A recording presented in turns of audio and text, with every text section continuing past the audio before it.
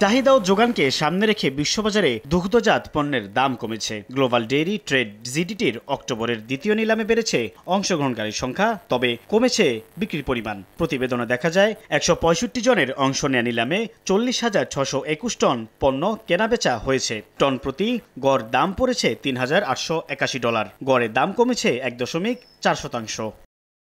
নিলামে নিউজিল্যান্ডের খামার মালিকদের সমবায় প্রতিষ্ঠান ফন্টেরার ননিযুক্ত গুঁড়া দুধের দাম কমেছে ২.৪%। টন প্রতি গড় মূল্য নেমেছে $৩,৬১০। আর ননি ছাড়া গুঁড়া দুধের দাম ১.৬% কমে প্রতি টনের গড় মূল্য পড়েছে $২,৫৯৯।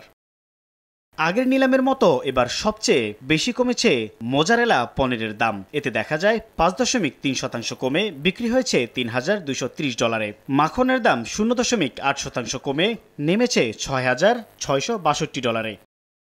চেডারের দাম ১.৮% কমে দাঁড়িয়েছে $৪,৭৫৮। বিপরীতে বেড়েছে আর্দ্রতামুক্ত মিল্ক ফ্যাটের দাম। পণ্যটির দাম ১.৫% বেড়ে টন প্রতি গড় মূল্য দাঁড়িয়েছে $৭,০৩৮। সাইফুল ইসলাম, সময় সংবাদ।